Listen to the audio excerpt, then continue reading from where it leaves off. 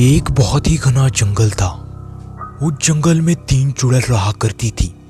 एक का नाम था भूरी चुड़ैल, और एक थी काली चुड़ैल, और एक थी गोरी चुड़ैल।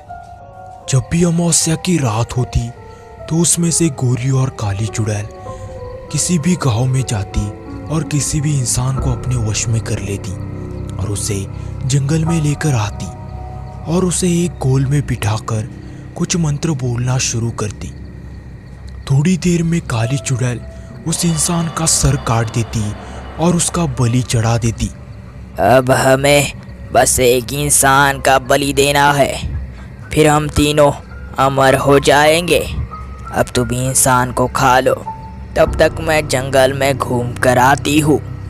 इतना बोलकर भूरी चुड़ैल वहां से निकल जाती है।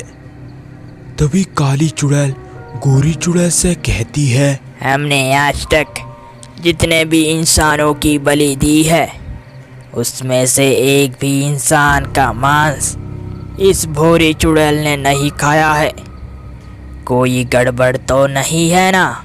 उसे इंसान का मांस पसंद नहीं होगा।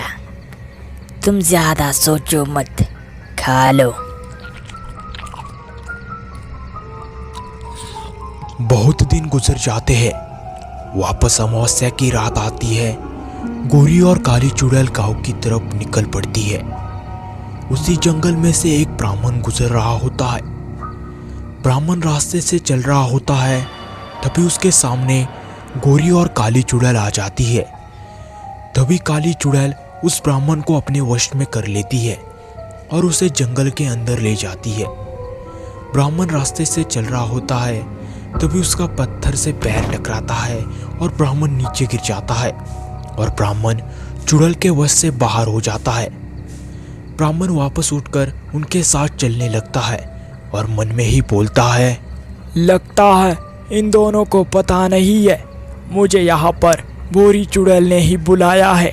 आज मेरी नहीं, इन दोनों की बलि चढ़ाएंगी भूरी चुड़ैल। काली और गोरी चुड़ैल उस ब्राह्मण को लेकर भूरी चुड़ैल के पास आ जाते हैं। आइए ब्राह्मण जी, आपको आने में कुछ तकलीफ तो नहीं हुई ना? नहीं नहीं, मुझे बिल्कुल भी तकलीफ नहीं हुई है, बड़े आराम से आया हूँ। पर भूरी चुड़ैल, हमने तो इसे बलि देने के लिए लाया है। नहीं काली चुड़ैल, ब्राह्मण जी हमें अमर करने के लिए आए हैं। पहले तुम दोनों इस गोल के अंदर बैठ जाओ, ब्राह्मण जी पहले तुम्हें अमर करेंगे। ठीक है भूरी चुड़ैल, हम दोनों इसके अंदर बैठ जाते हैं। गोरी चुड़ैल उस गोल के अंदर बैठ जाती है, पर काली चुड़ैल को भूरी चुड़ैल पर शक हो जाता है और काली चुड़ैल वहां से भाग निकलती है।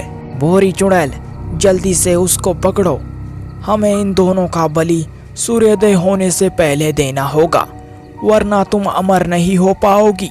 ब्राह्मण की बात सुनकर गोरी चुड़ैल को समझ आता है कि भूरी चुड़ैल ने उनके साथ धोखा किया है और गोरी चुड़ैल भी वहां से भाग निकलती है।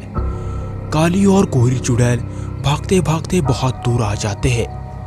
तभी उन्हें सामने एक तांत्रिक दिखाई देता है। गोरी और काली चुड़ैल उस तांत्रिक को सारी बात बताती है। तांत्रिक उनसे कहता है, तुमने 10 बेगुनाह लोगों की बलि ली है। अब वो भूरी चुड़ैल तुम दोनों का बलि देकर खुद अमर हो जाएगी।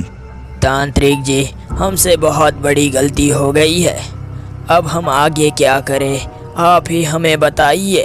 मैं तुम दोनों को एक तावीज देता हूँ, तुम दोनों उसे पहनकर अपनी सारी गलतियाँ कबूल कर लेना, फिर आगे जो होगा वो ऊपर वाले की मर्जी से होगा। काली और गोरी चुड़ैल तांत्रिक ने दिया हुआ तावीज पहन लेते हैं और अपनी सारी गलतियां कबूल कर लेते हैं। तभी वहां पर भूरी चुड़ैल आ जाती है और भूरी चुड़ैल उन दोनों को अपने वश में कर लेती है और वहां से ले जाती है। काली और गोरी चुड़ैल को उस गोल में बिठाकर ब्राह्मण जी पूजा शुरू करते हैं।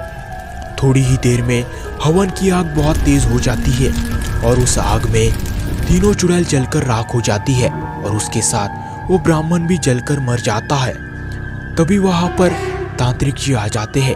तांत्रिक अपनी शक्ति से उन काली और गोरी चुड़ैल को इंसानी रूप देते हैं और उनसे कहते हैं, मैं तुम दोनों को उस तावीज की वजह से जिंदा कर पाया हूँ। तुम दोनों ने जितने भी पाप किए थे उनके बदले में तुम्हें अब अच्छे कर्म करने होंगे। तुम्हें एक भी बुरा कर्म नहीं करना है। इतना बोलकर वो तांत्रिक वहां से निकल जाता है और काली और गोरी चुड़ैल भी अपनी नई जिंदगी शुरू करने के लिए वहां से बहुत दूर निकल जाते हैं।